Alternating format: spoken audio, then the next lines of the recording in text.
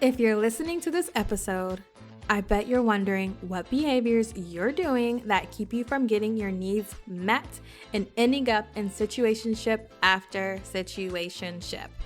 I got you. I've created a situationship quiz and I'm so excited about it. Take the quiz to discover more behaviors and more tips for navigating situationships, because I know you're in more than one right now. No judgment, boo-boo. I used to have 5 situationships at a time. Yes. So you're not alone. You can find the quiz at www.dontea.co/quiz. That's DONTEA.co/quiz. I'll drop it in the show notes as well. Okay, back to the episode. They were integrated into your life, so to think about them is beyond normal. To wonder if you made the right choice is beyond normal. To sit and fantasize about them is beyond normal, because I'll tell you what, they're doing the same thing. Hey loves, my name is Dontea and I'm your fave self-worth therapist and coach. And this is my show, Situationship. This show is about getting out of toxic situationships that go beyond partners to family and friends and everything in between, to living a life of joy and self-worth. Okay, let's get into it.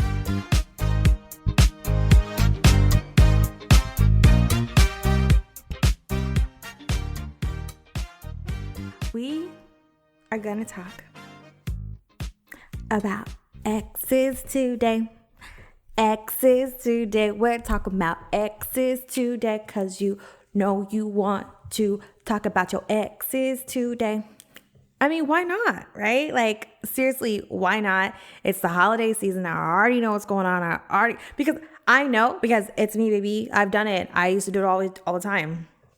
It's holiday season, which means we are going to be thinking about our exes.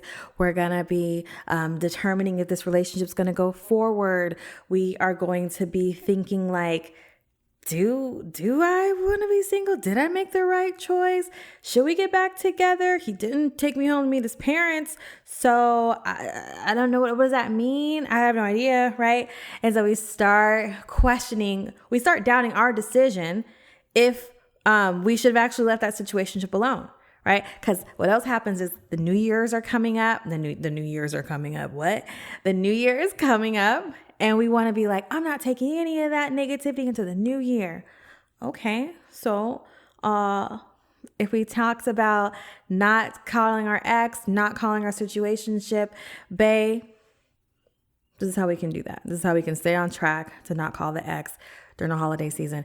And like everything else I always say, if you decide to hit up your situationship babe, if you decide to hit up your ex-partner, because holidays can be hard for a lot of us, and you just want comfort, right? I understand that. I won't judge you. Come on back and we'll talk about it, okay? Like, it's okay. So let's get into how to stop calling your ex during this holiday season, how to like really focus on self during this season, right? So that's what we're gonna get into today. All right. Here we go.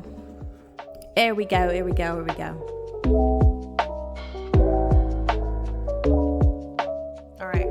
So let's just start it off, right? How's it go? Let's start this party off right. However that goes. Anyways, so what we're talking about today is like, it is beyond, I really want to stress this. It is beyond normal to wonder about your ex. Beyond normal. This was someone who shared a life with you, who had access to you, whether that's emotionally, physically, financially, spiritually, right? Business, whatever. Like, they were integrated into your life. So to think about them is beyond normal. To wonder if you made the right choice is beyond normal. To sit and fantasize about them is beyond normal, because I'll tell you what, they're doing the same thing. Okay? And even when we fantasize about reuniting to try again, right? There are so many moments after you leave a relationship, whether it be a situationship or not, where you often wonder if you made the right choice. Period. I've done it. with every relationship. Wondering like, should you go back? Should I keep it where it's at? Okay. So we'll be talking about this today. Sit tight, buckle in. I will help you decide. Okay. Because before you've made a solid decision on your ex, the back and forth of trying to decide on giving it another shot can be very anxiety provoking and even stir up self-doubt, right? Stirs it all up and it messes with your initial decision making. Messes with that, like, okay, this is my intentional decision, so I'm going to do. It messes with that. So maybe your wants have changed, right? Maybe that's what happened. You're like, I got it. This has to end. Or maybe you agreed to the ending of it, right? Maybe he changed. Maybe he changed because it has been 2 weeks.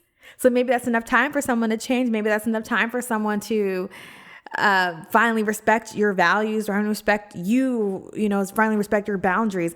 Maybe that's enough time. So then it gets you thinking like, it's been 2 weeks.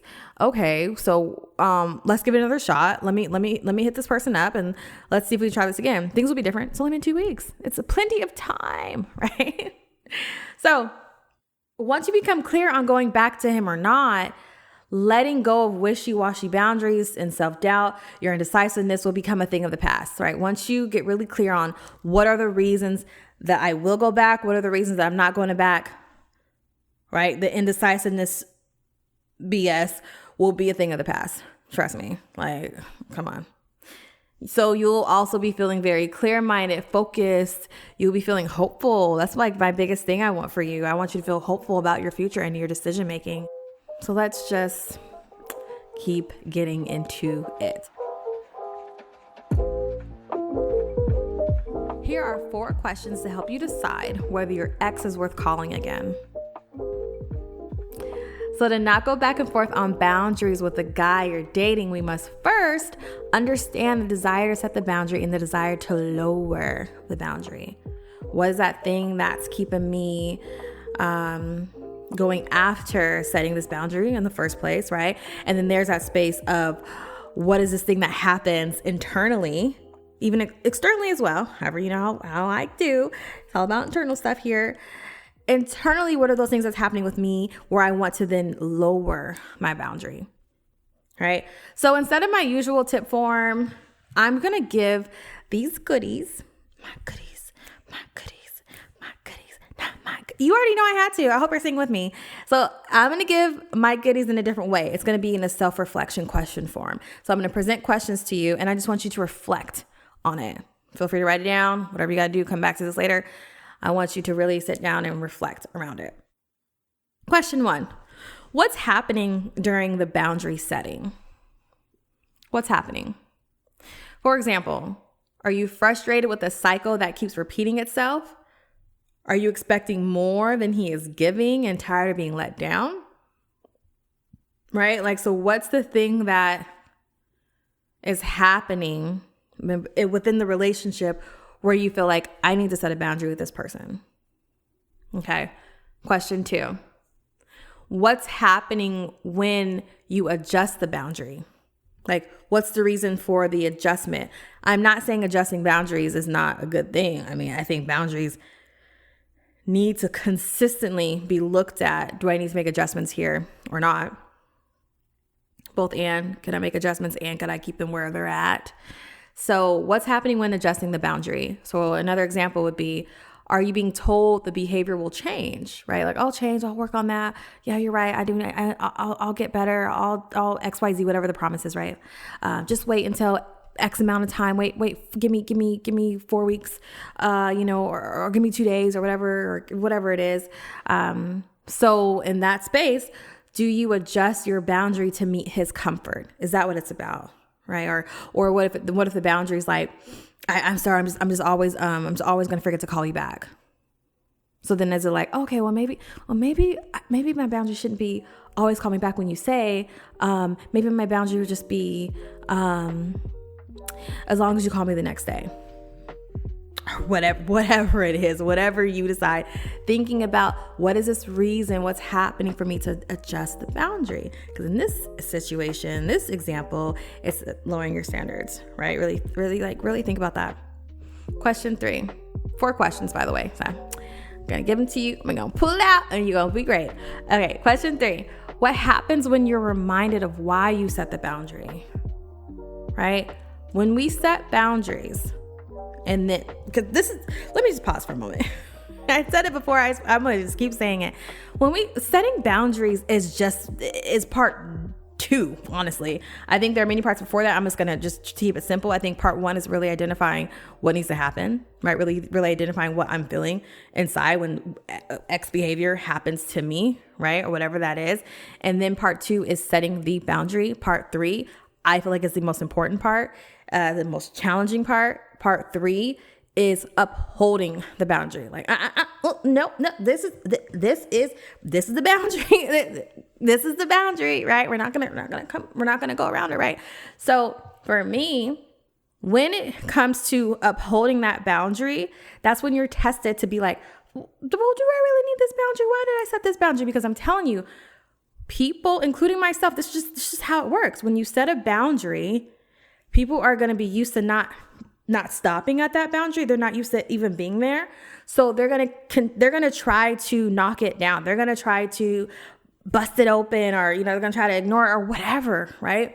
So when that happens, sometimes we can easily question ourselves, like, maybe I shouldn't have this boundary, whatever. So maybe we want to lower it. So my question to you is, what happens when you're reminded of why you set that boundary?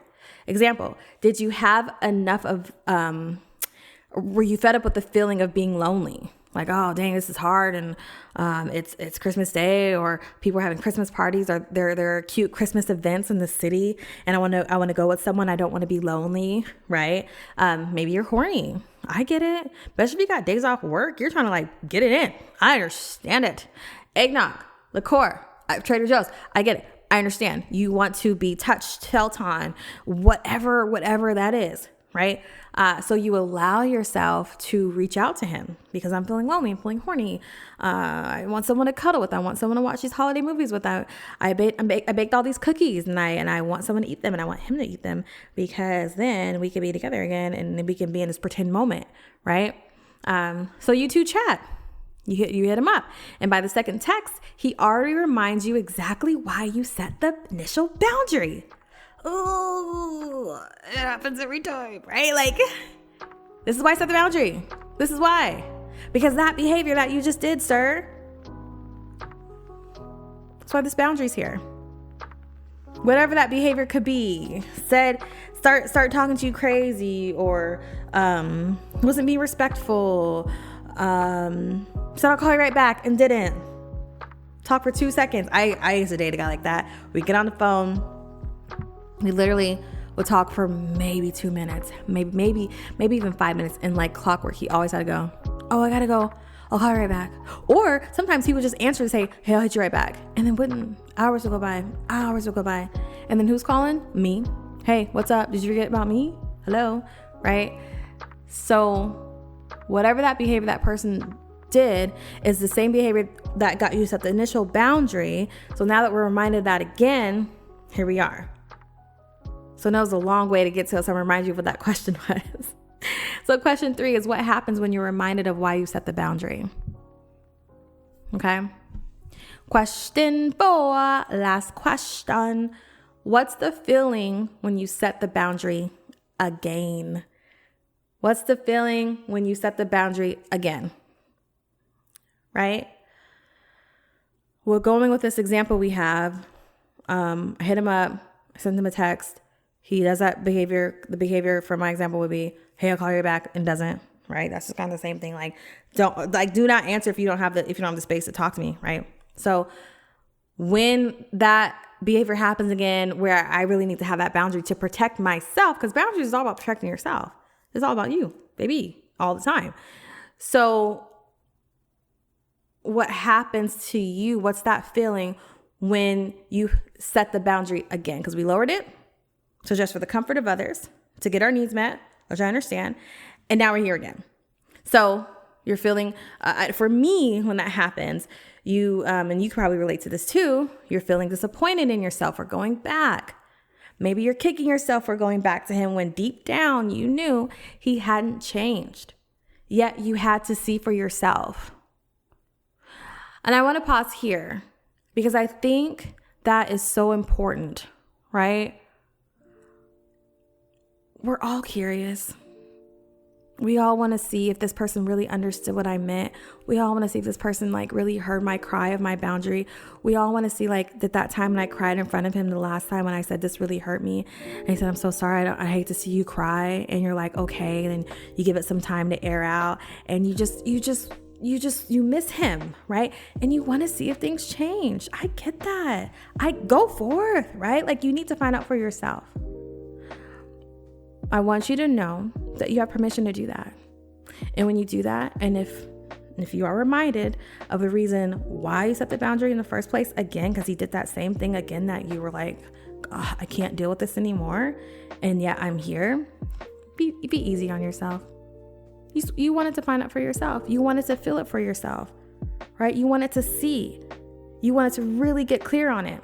When you get clear on it, when you're reminded that this person still has not changed, let's keep that boundary up because you're protecting yourself. In another podcast episode, I think I'll just talk about because I feel like the question that could be coming up for some of us, for some of you would be, well, how do I know when they've changed? Well, I'll talk about that. So just thinking about that, right? So what's the feeling when you set the boundary again? I don't want you to feel those negative feelings forever. Sometimes we got to feel it to be reminded again, okay, this is why this boundary is here because I feel like this and I don't want to keep feeling like this and you keep doing that. So here we are, right? So now that you had the 4 questions, by answering these 4 reflective questions, you've been able to make a decision on whether to give it one more shot with your ex or leave it alone for good. You have the option to give it one more shot and you have an option to leave it alone. Try not to say the word or as much. So just give that some thought, right? Now that we've gone through the questions, is this something that I want to spend time on? Is this something that I need to have in my life right now? Right? It's about you again. Like I say many times, my dearest love, I've been there. I'm the girl who needed to be dragged through the mud before I got the message that I needed to move on. I am the person. I'm working on not being this person every day. I am that person that needs to be slapped around, not physically, right? But I need to have the egg on my face pretty much. I need to be like, dang, again, again. Because experiencing it once is not enough for me. I need to really be embarrassed by your actions for me to finally get it. I don't want to be in that space, right? I want to be able to at least see it just a little touch once or twice, right? I'm curious. And then I'm like, okay, this is not for me. So I get it. I've had many heartbreaks from getting back with my exes. And I'm surprised that my heart still beats. Especially over the past few years. I was taking hits, okay? One situation happened, was that 4 years ago now? 4 years ago, I can't remember. I thought, I'll talk about that one day. Definitely we'll talk about that one day.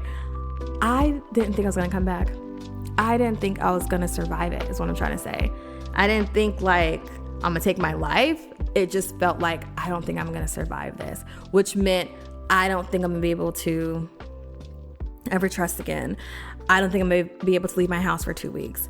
I don't know if I'll be able to go to work because I was just so just distraught. I felt like everything was taken from me. You know what I mean? So I get it. I've gone back and really, really, really ugly things happen. So again, you're not alone in this. You're not alone.